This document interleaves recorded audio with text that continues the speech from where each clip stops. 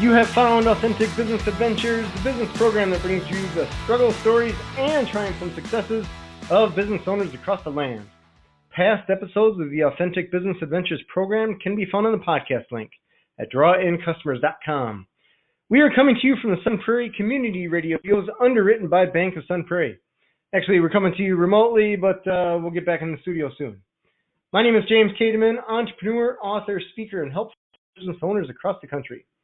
Today, we're welcoming / preparing to learn from Dan Woll, author of Paperclip, Further, North of Highway 8, and Death on Cache Lake. He is going to tell us how to build a writing career, as well as touch on this, the bombing in 1970 at Sterling Hall with UW-Madison, or at UW-Madison, which we got an anniversary coming up. Right, Dan? That's correct. Good morning. How's it going today? Well, thanks for calling. Awesome. Well, thanks for being on the show here. I'm excited because, one, you're an author. Two, we got this whole bombing thing that was before my time, but it's we got an anniversary coming up in August, I believe. Is that right? Correct. Awesome. Now, what are you from the Madison area, or how did you get involved with this? A good question. A lot of people ask me that. I'm actually an East Coast kid. Oh, really? Okay. I was born in Camden, New Jersey, if that means anything to any of your listeners. But, the opportunity to head out for an adventure in 1966 at a world-class university. I enrolled in Madison in 1966, and I guess I've fallen in love with this state. There was a 2-year hiatus where I went back to teach in the inner city on the East Coast. Okay. But besides for that, I've been in Wisconsin my entire life since 1966. My first teaching job was in Little Sauk City, a place I still have a lot of great memories of. I worked my way up the ranks. I was a superintendent in Barneveld. Interesting things follow me around, sometimes tragic. During the tornado, that was my first year as a superintendent when the tornado hit Barneveld, and now I'm retired up in River Falls, Wisconsin. All right. So you've written, it looks like 4 books, and it looks like you had some co-authors with all of those. Is that correct, or with most of those? Yeah, somebody told me once I'm like Prokofiev, and I said, well, I don't play the piano, but they said, he used to write pieces that were too hard for him to play, so he'd get his buddy Rachmaninoff to perform them. And 2 of my books, including Death on Cache Lake, fall into that category. The other 2 books are anthologies of stuff I've published in magazines and newspapers over the year. But I like collaborating a lot. I think I have a lot of creative instincts, but I'm kind of a people guy, and both books were written with good friends. Death on Cache Lake with John Lyon, rest in peace. And I don't know if you want to get into that, but one of the reasons I'm marketing that book so heavily is when he died, and this is kind of melodramatic, but it was not literally, people misuse that word, but it was one of his last words. He said, no matter what happens, Dan, I want you to give this book one more try. And since we're coming up on the 50th anniversary of the seminal event, I'm going to do that. Sure. That's pretty cool. So, I'm sorry, how long did John pass away? John passed away in 2011, and being an author yourself, you know the pros and cons of vanity press versus going the publishing route. Right. We were closing in on the finish line in September, and I knew it was a good book, and I don't brag much. I don't have that much to brag about, but it is a good book, and it's received a lot of reviews in newspapers and media. John, I could tell he didn't say anything, but you can just tell that John was he was on his last legs, and so we were talking about this, and I said, John, we want to publish this, so we have some advertising behind it. And he said, well, can we do that in 3 months? And I said, I don't know, we can't. We went back and forth, and we Vanity Press published it just so he could have it. He passed away the week before the book came out. Oh, wow. All right. He was a quirky guy. He was my life friend. My mother died that same summer, quite a year. And sure. He came to my mother's viewing, and he handed me an envelope, and I stuck it in my coat pocket, and he said, "This is important." And at that time, he was living up in Sauk City, and I lived in River Falls. I went home and forgot about it for a couple of days. I opened it up. Different things had happened to him, and he had a lot of money at the end of his life. And I opened it up. There were 16 $100 bills in it. $1,600. Wow. All and right. He said, "You use this to advance the book." Well, that money is long gone. Sure. I more than equaled it and put my own money into it. Yeah. But I got to thinking, the writing is one thing you can do yourself, although I think professional editing is important. But when you get into selling a book, I think you need professional marketing and publisher if necessary. So I decided, I'm going to more than equal that 1,600, just in honor of John, and I'm really going to give it a hard try this summer. So, that's what I'm doing right now, and I appreciate the opportunity to talk about it. Yeah. So can you tell me, did John come to you, or did you go to John? How did you guys come up with the idea for the book? How did this? Just tell me how that partnership worked. That's a funny story. We were rookie teachers in Sauk City in 1972, and I do love that town. Sometimes I wish I still lived there, but I was doing a lot of crazy stuff in my spare time. Technical rock climbing, adventures way up in Canada on wild rivers. And I was reading books like James Dickey's Deliverance, and back for one of these hair-raising trips, and I wrote this little vignette about a murder up in northern Ontario. And I sent it by mail to John, and I didn't think much of it. And fully a year later, a manuscript came back, and he had created a novel and not a vignette. He typed it on an old Selectric typewriter in the Sauk Prairie school system office after hours. I got this 180-page manuscript. I still have it. Huh. And I said, John, you did something pretty good here. Your plot is pretty darn cliche, but there's so much good stuff in here. Well, we were separated by 200 miles. We worked on that darn thing for 20 years. And wow. Around 2000, I said, John, I have a sense of when something's good and something's not. And despite all the great stuff, this cliche plot about a drug deal, it doesn't work. We don't know anything about drug deals. And we gave up on it. And then to get to the end of this, a few years after that, I was with a college reunion with friends, and we got talking about the Madison tragedy and how it happened and whatever happened to Leo Burt, the bomber that was never caught and is still on the FBI's most wanted list. And I said, John, your characters are great. Here's the plot we want. We can reimagine what happened to Leo Burt in the telling of a novel. And now we've got our story. Our protagonist runs into Leo Burt in the North Woods, and we go from there. And so it was a long, this thing was generated over 30 years. Wow. But we had day jobs, so it was other people fix Corvettes and do things like that. We were building a book, and that's what we did. So when you got that manuscript, and then you said, hey, we got to get rid of this whole drug deal thing, bring in this UW building bomber guy. Right. Did you know much about that story, or did you know stuff outside of newspaper articles, or how did you decide on using that bombing as a well, that's another really good question. I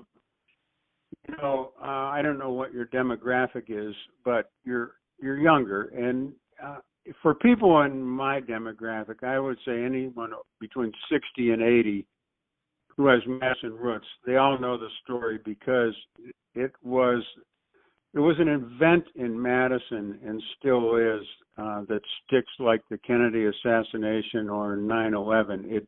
Sure. It just was a marker, and so having been a UW student for 4 years, and curiously, I got my first teaching job on the East Coast and left Madison 2 weeks before. And I'm glad because the windows in my apartment over by the stadium were blown out the night it happened. But, there were so many rumors going on. I pretty much heard the story from everybody. Sure. And then there are people like your Doug Moe in Wisconsin, former State Journal columnist, and he still writes a lot of stuff.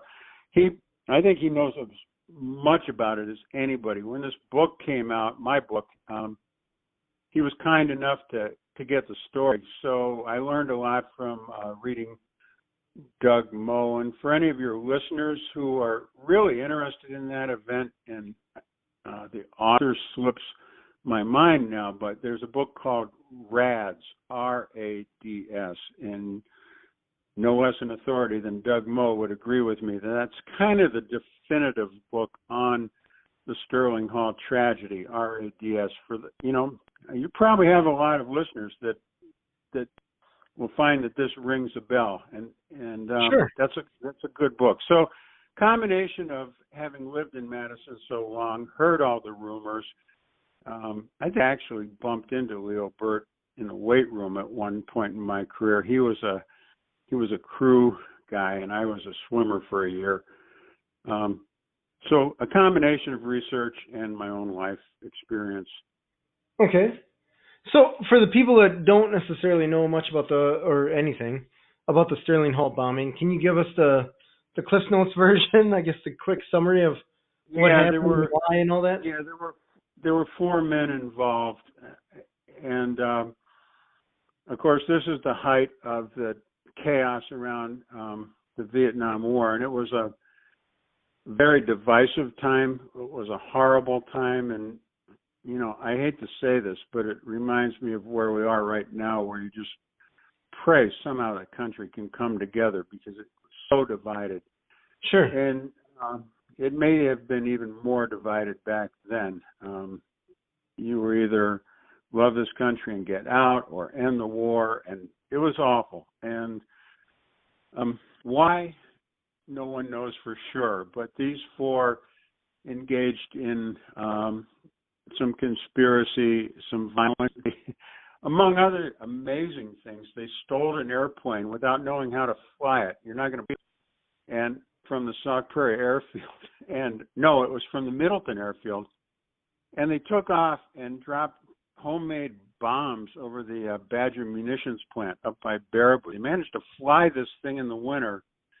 They landed it, read how to fly an airplane, and barely cleared some power lines that they never saw. So they did things like that. Wow. And eventually they got a van, and I'm glad I don't know the exact ingredients, but hundreds of pounds of fertilizer and whatever else one puts that.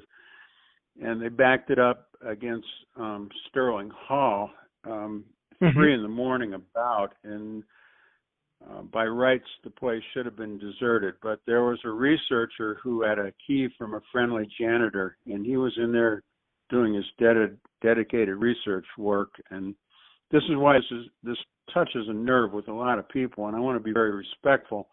The bomb went off and blew the side of the building off, and as I said, it blew windows out all the way over to Camp Randall. And the researcher was killed.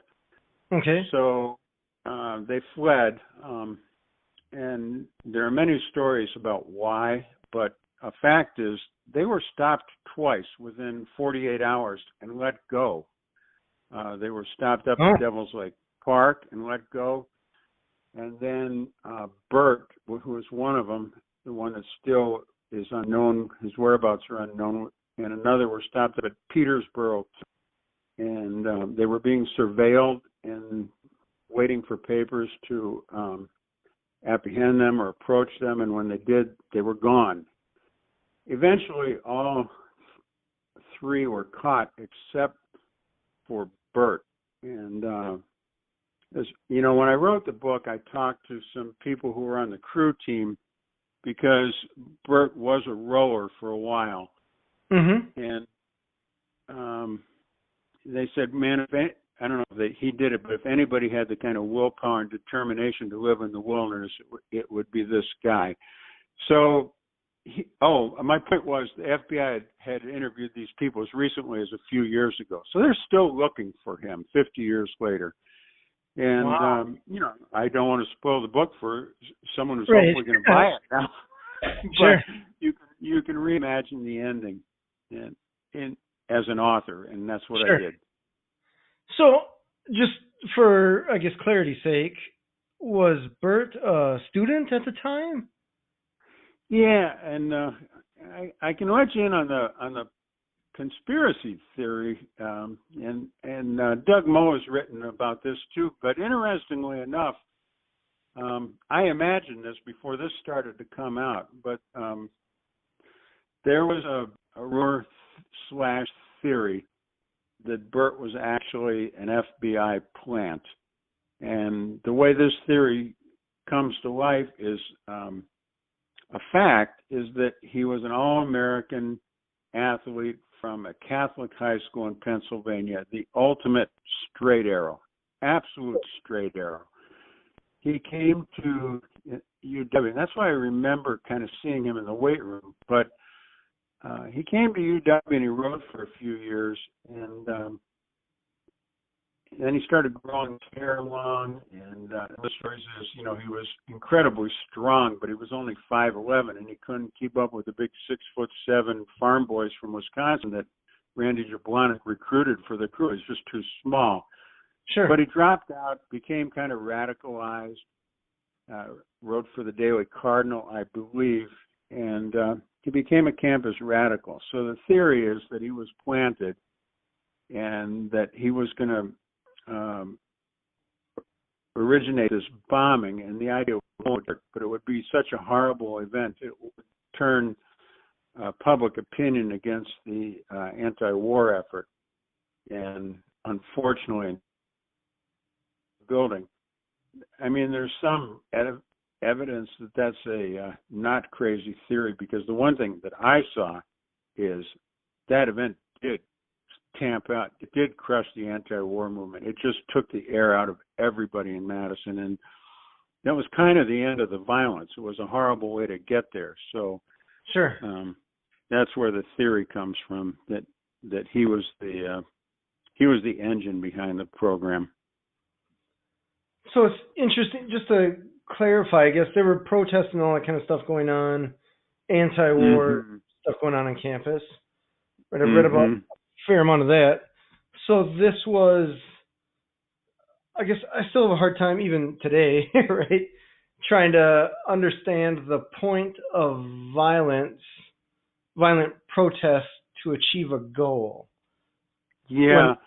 The goal to me, but it's the same thing as like running a 10K to cure cancer. I just don't understand how that's going to happen.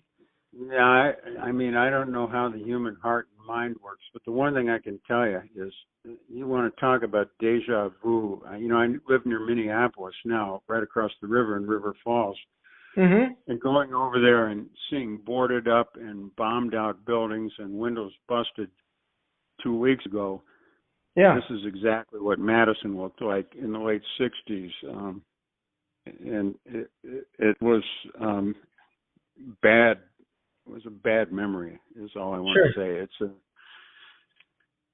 It's just a period of time we want to get away from. And, the one thing I want to point out is, because everything about this event was bad, and the point of the book is not to capitalize on a tragedy any more than like Stephen King was trying to capitalize on John Kennedy's assassination in that book he wrote, 11/22/63.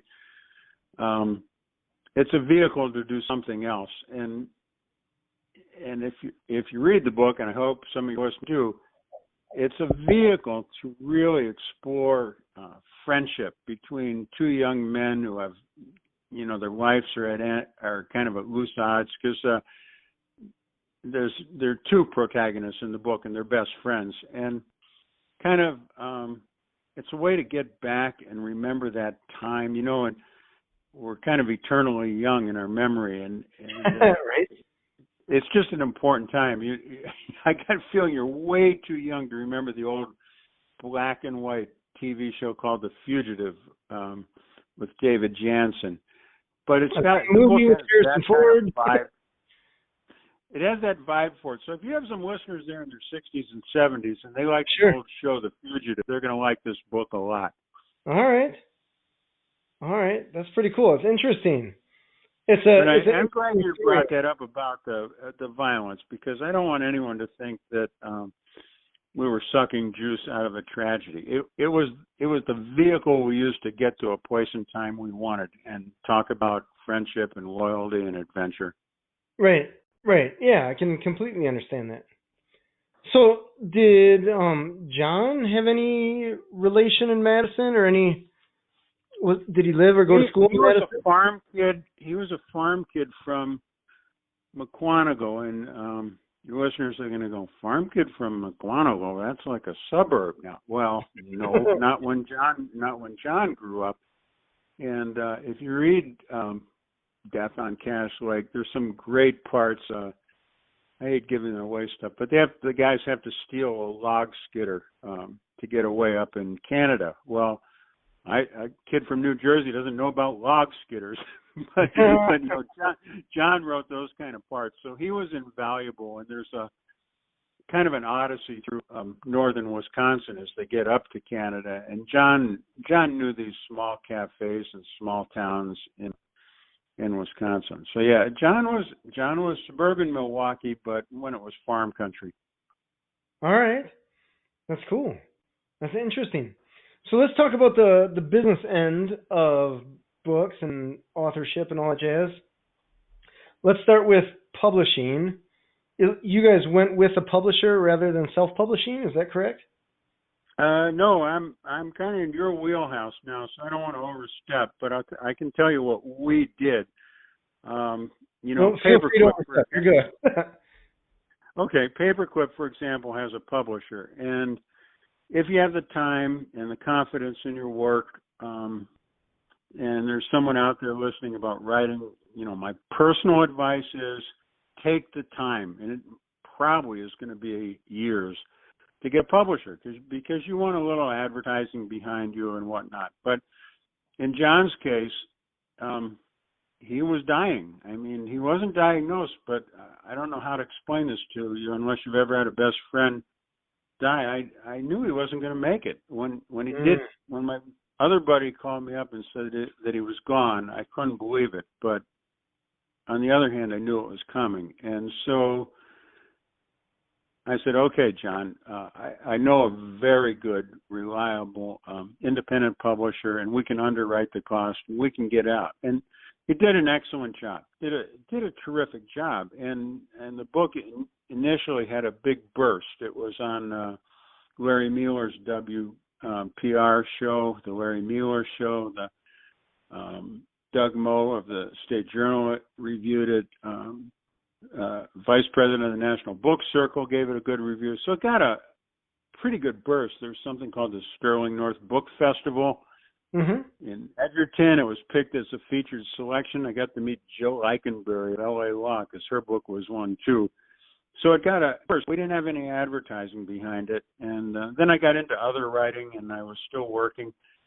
And I said to myself, I'm planning on my plan. Tell God your plan if you want to make them win. My plan is to live a long time, so I'm going to wait till the 50th because with my amateur business experience, I think you need to tie your efforts to something else that has some traction. Sure. And in John's memory, I'm going to give it a go. I think pros are important, so I'm working with Sharon Alden right now to get some exposure for it, and we're going to give it the opportunity that it never had before. That's very cool. So Death on Cash Lake is self-published, or you went with a publisher? No, oh yeah, yes.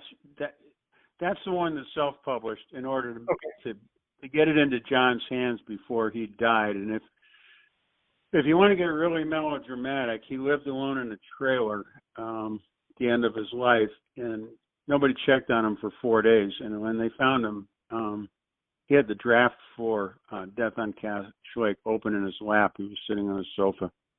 Wow.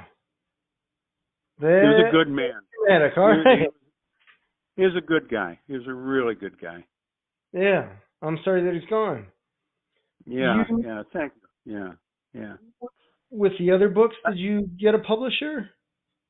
The two anthologies, sort of yes and no. They come out of professional publications, so they've been in magazines, so they're pretty edited. So I just went with that same independent publisher. They're underwritten by myself. But our new novel, Paperclip, which is up for this Wishing Shelf Book Award, Burning Bulb Press picked that up. We had New Mexico Press was interested in it, but we went with this Burning Bulb. So they took care of everything for us, and they did a nice job. Nice. Did they, I guess without talking exact numbers, did they throw you in advance, or are you paid basically based on sales, or how does that work? Yeah, I don't want to get into what they gave us and what they didn't. I would say their cost sharing is a lot better than many other publishers. Okay. And did you pitch them, or did they find you? We did it the old-fashioned way. We pitched many publishers, and frankly, if you talk to any authors, and I'm including those who quote made it. That's how it goes. I mean, James Lee Burke, I think he was rejected 125 times before his first book was accepted. So, I'm in a writing group, and I tell my friends that, if you're going to be a good writer, first of all, you really need to love it. I mean, you need to, if you're doing it just because it's a job, I feel sorry for you. You need to really want to do it. Sure. And then you have to have a pretty thick skin, because it's just the way it goes that you're going to get a lot of rejections. Confederacy of Dunces, one of the last great novels in America. The guy died, and they found it in a closet 10 years later and said, well, how come no one accepted this? This is a great work. So you have to have a thick skin. Sure. That is a perfect segue. I mean, writing is hard work. I think goals are important. They don't have to be strict behavioral objectives, but maybe you say by August 15th, I'm going to have this draft done, or I'm going to have 3 library appearances scheduled by September 1st. You need goals. Sometimes people think writing is just, you just have a cup of tea and a cat in your lap and dream good stuff. It's like any other job. You need a schedule, you need to work, you need to do it every day, and it appeals to me that way. Right. That's fair. I was going to say you had a perfect segue to having a thick skin, because I wanted to ask you, like I ask all authors, or all business owners really, about reviews. I was looking at your reviews, and you have some good reviews, some very good reviews, and you even have good reviews that are less than 5 stars, right? I saw a 4-star one that looked like it was great. It even said that they knew the author, but it was still 4 stars. The reviews are really, really important. What the most has meant to me is personal reviews. I was giving a reading in a library for Death on Cash Lake, and there's a kind of a raucous scene.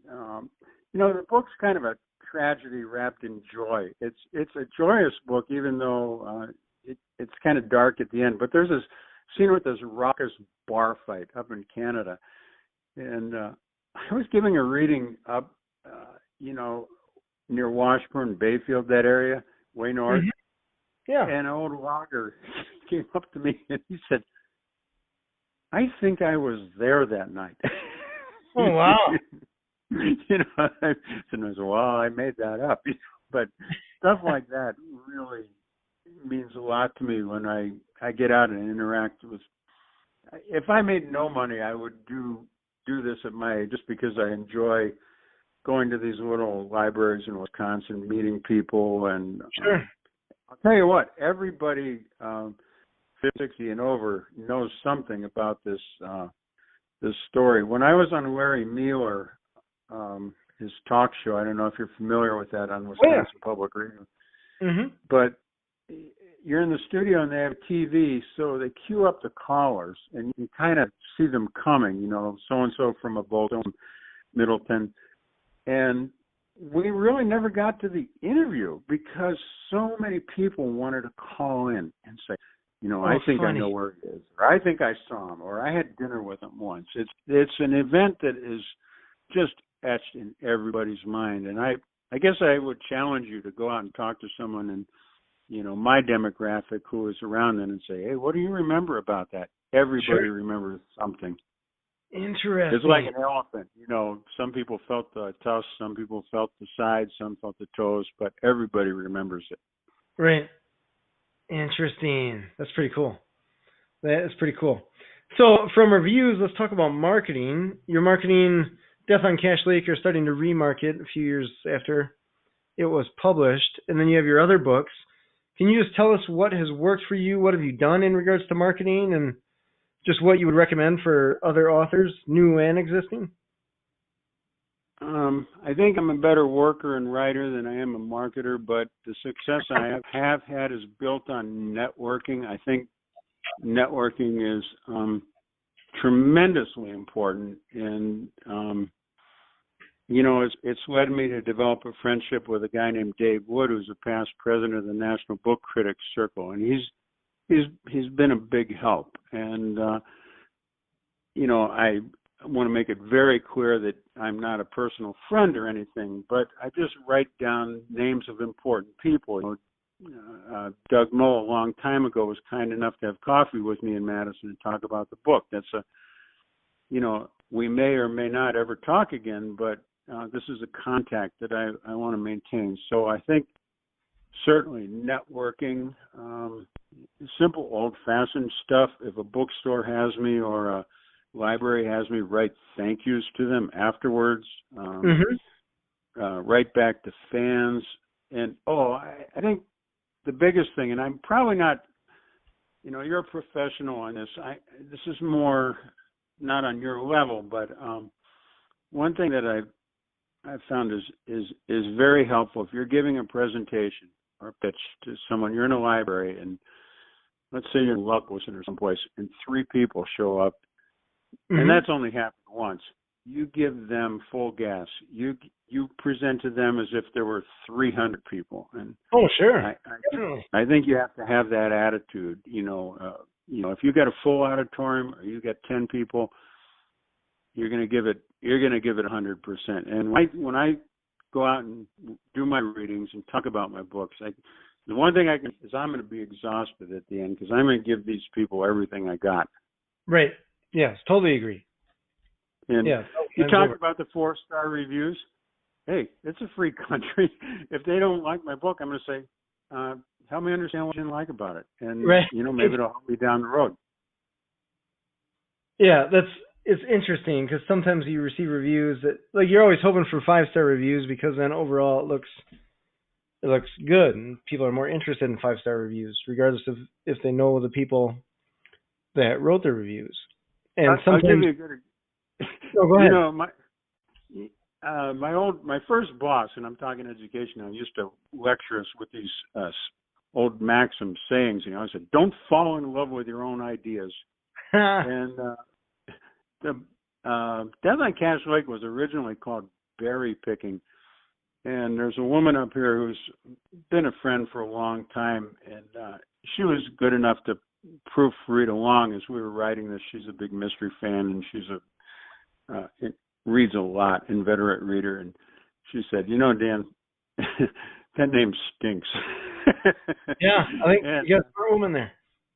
If she hadn't said that, I think it would have been in the home and gardening section, so changed it to Death on Cash Lake. Yeah, I think Death on Cash Lake is a much better title than Gary Picking. Yeah, and I guess theoretically some people would say, well, how dare you not understand the artistic intent of berry picking? Because there was sort of some deep reference in the book to that. But, this person reads a lot of book and she doesn't know what the heck I'm talking about. I better change this. Sure. That's fair. That's funny. That is cool. So I guess, are you selling most of your books online, or do you sell them at these talks that you're giving? That, I guess, talks previous to everyone being afraid to go outside. Hopefully that's getting... Yeah, mostly, I don't know if I can say the name through your main online vendor that you know who I'm talking about. Sure. And I have some pet bookstores, and Mrs. Alden is working with me to kind of pick out independent bookstores. Like, let's say so it directs customers to those stores, and I think it's okay to say this. So because I don't know if I'll go there or not, particularly with COVID. Let's say I go to Mystery to Me in Madison.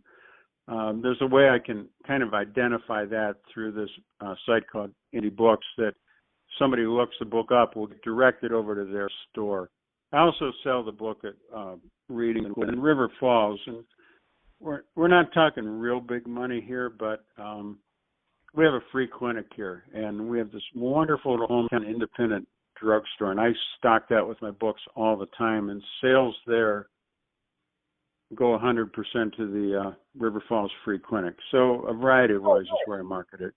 Yeah, Sure. It's just a little way to feel good. Actually, one of my buddies, I was on a radio interview last week, and I had a friend interviewing with me, and he said, "Why's that? So they can go to the clinic if they're sick, after they read your book?"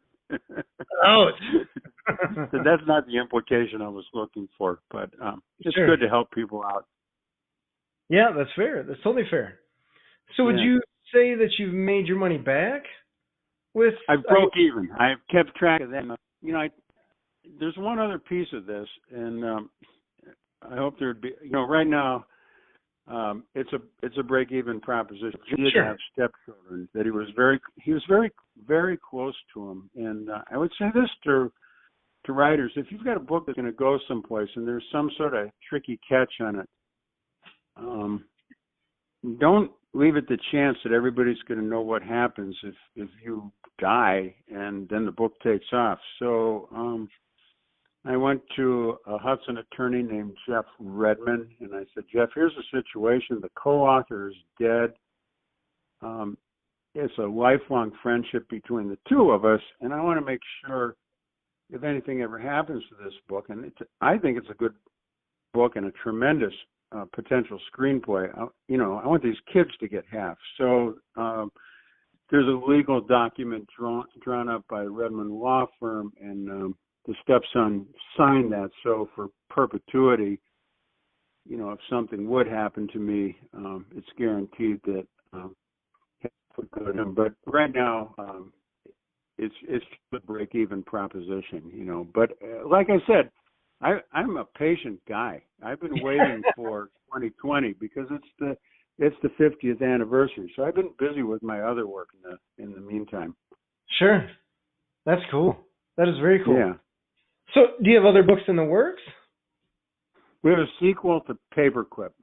And Okay. it's almost finished. It's unnamed, but sometimes the sequels build off of the initial burst of Paperclip, which has gotten a lot of play up here. It got a full-page story in the Eau Claire Leader, which is a nice northern Wisconsin paper. So we're hoping the sequel will do well.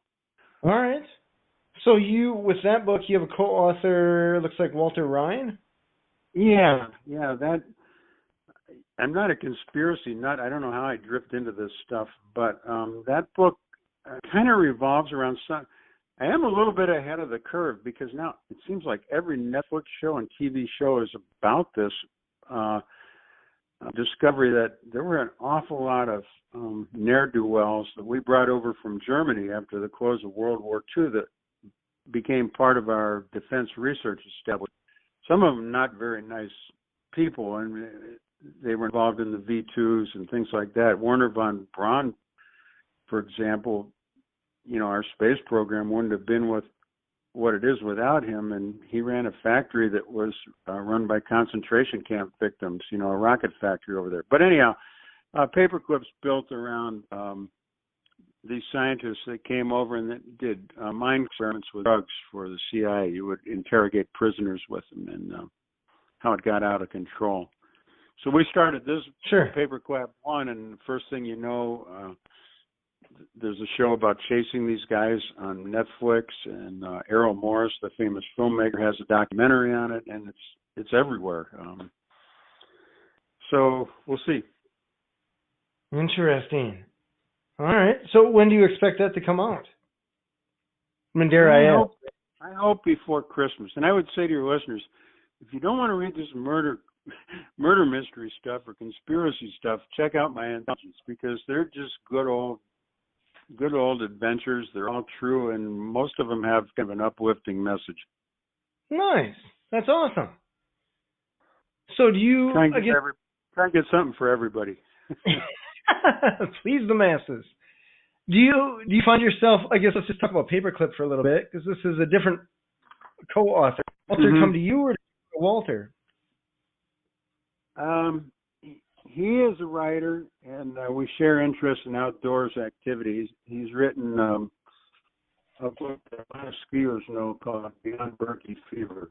And through cycling and skiing and stuff like that, we became friends first. And kind of a similar thing with John. I told him in Wisconsin at Hardee's, and he said, let's talk about writing. And I told him that I was working on this book that had to do with what I was telling you about, and was kind of stuck on it. And he said, well, can I help? And I said, sure, I like that. Well, I like, he's good with dialogue, and I like the parts he added into it. And we get along, which is important in any kind of business collaboration.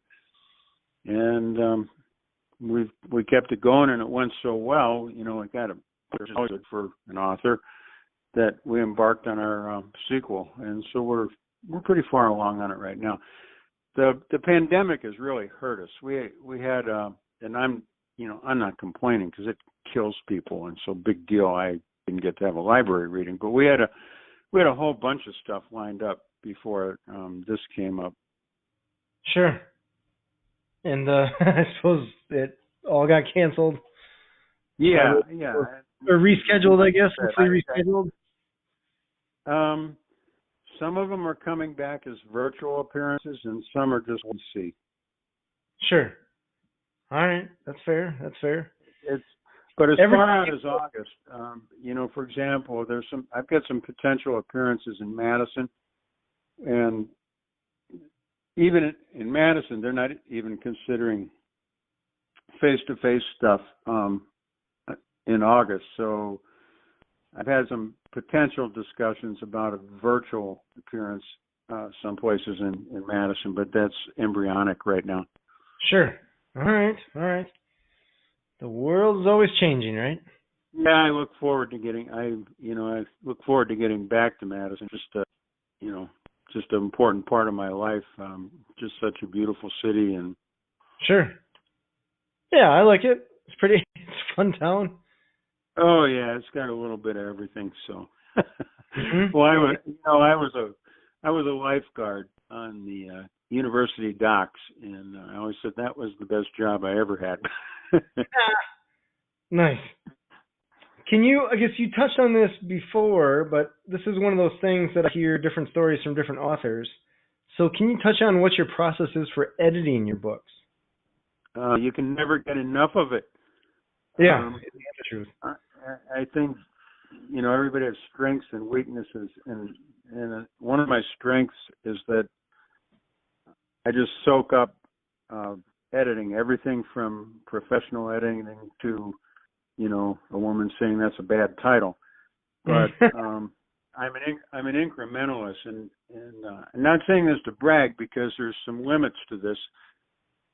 I can publish anything as long as you don't demand a certain amount of revenue out of it, or that it be in Time magazine. But I can publish anything in a pretty good venue given time to work on it, because I'm an incrementalist, I can get it in a state newspaper or something like that. So a lot of writing is, are you willing to work and take editing? I think the other thing, this kind of goes before editing, but before you can get to an editor, you have to have something down. It just drives me crazy when I hear people say, writer's block to me is an excuse. I'd agree with that. Put something down, no matter what it is, and then come back to it, the next day or 2 days and work on it and build it incrementally. And if somebody says, well, I don't have anything to put down, then I don't know if you should be a writer. Maybe you should go out there and get some more experiences, because everybody has something to say. And writer's block is, I apologize to people who have genuine writer's block, but I would advise them, no matter how bad it seems, write a page, just do something and get started. So then you get to your question of editing. And so my first editing is always informal, but in my whole career, I've only had one bad editor, and I certainly won't name that person. But sure. Everyone else, every other editor I've ever made has made my work so much better. Even when I've said to them, you're asking me to do something impossible. If you Google something called The Untold Story of the Barneveld Tornado, it was a cover for the Cap Times, and they rerun that pretty much every year. I wrote it in 2011, and it's the inside story of what happened in that tornado. Were you around when the tornado happened in '84? I was around, but I was around in Eau Claire, so not around Madison. I don't know if you heard about it or not, but I have not. I sent that into Madison Capital Times, and the editor in charge of it was Judy Davidoff, and she moved over to Isthmus, which unfortunately is dark now, I guess, in the newspaper. But yeah, they're in a rough day. Yeah, it was 20,000 words, and she said, that's not going to work. And she said, make it shorter, cut it in half. I cut it to 10,000, and I thought I'd ruined it. And she said, that's still not going to work. So eventually she helped me, and we got it down to 5,000, and it was the best story it ever could be. And they put it, Isthmus or Cap Times Weekly always runs a front page cover, and it was their cover, and they run it every year on the anniversary of the tornado, and online at least. So that's an example of good editing. They're going to tell you things you don't like, but they're usually right. Totally agree. The editors that I had for the Bold Business book, it was the same thing. I had no idea that I was so bad at grammar until I ran through a few editors. And it's very hard to see your own mistakes. And I was fine with it. I guess when I saw them, it was a lot of red, so much red. It was interesting. I admire you for soaking it up and making your book better, because I think you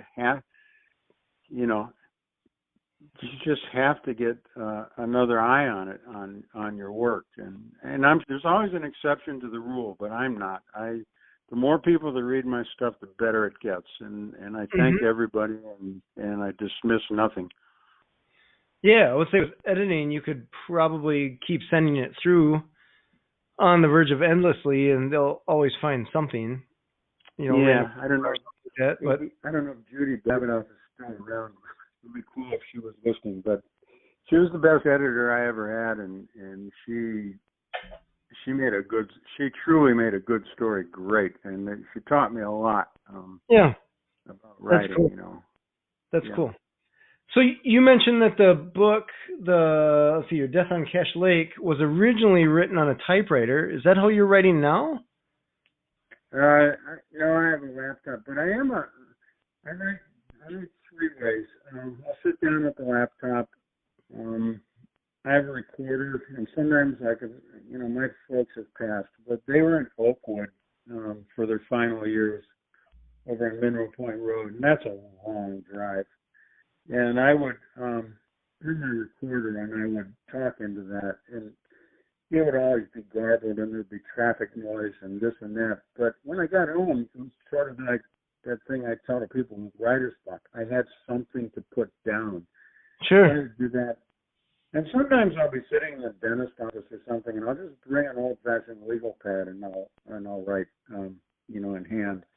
Right. So it always ends up on a laptop, but I do some recording and I just do writing on pads too.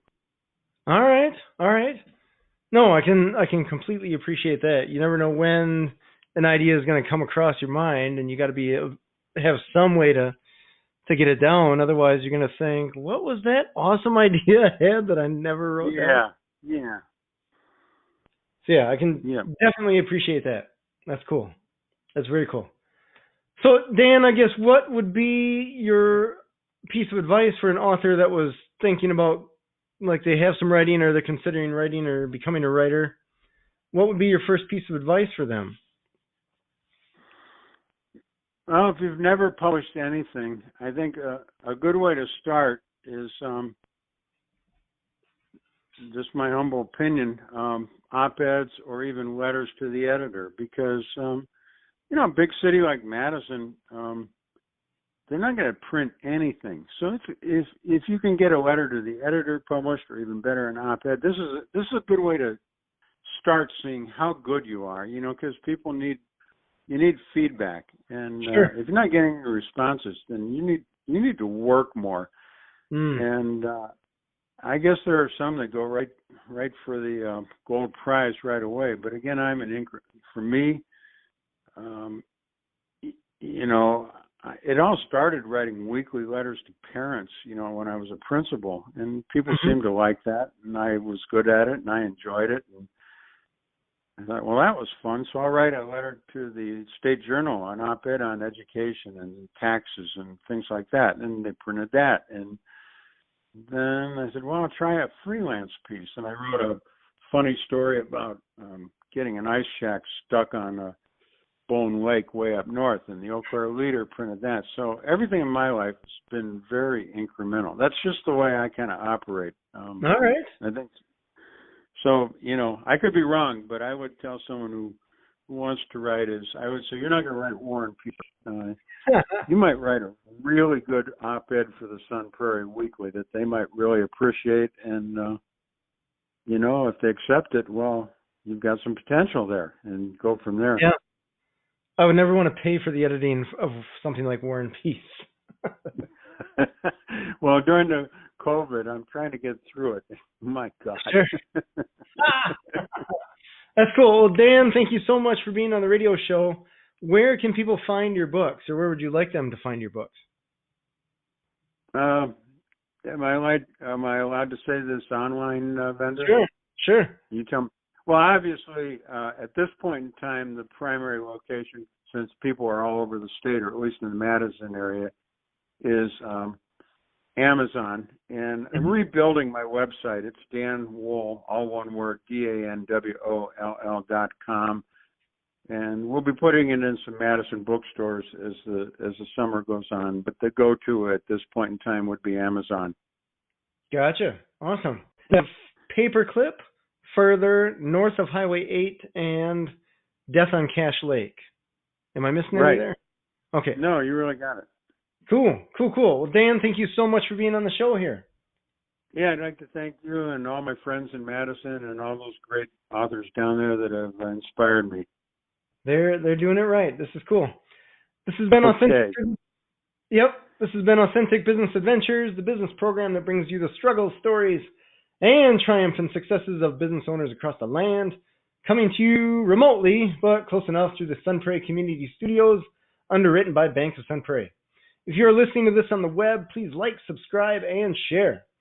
My name is James Tiedemann, and Authentic Business Adventures is brought to you by Calls on Call, offering call answering and receptionist services for small businesses across the country, on the web at callsoncall.com, as well as Draw In Customers Business Coaching, offering business coaching services for entrepreneurs in all stages of their business, on the web at drawincustomers.com.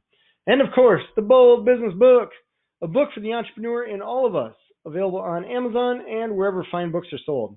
We'd like to thank you, our wonderful listeners, as well as our guest, Dan Woll, author of Paperclip, Further, North of Highway 8, and Death on Cache Lake. Dan, thank you so much for being on the show. Thanks to you, and thanks to the good people in Sun Prairie. Yeah, indeed. Find us airing on 103.5 Wednesdays at 1 p.m., Sundays at 2 p.m., as well as at sunprairiemediacenter.com. Past episodes can be found morning, noon, and night at the podcast link, found at drawincustomers.com. Thank you for listening. We will see you next week. I want you to stay awesome. And if you do nothing else, enjoy your business.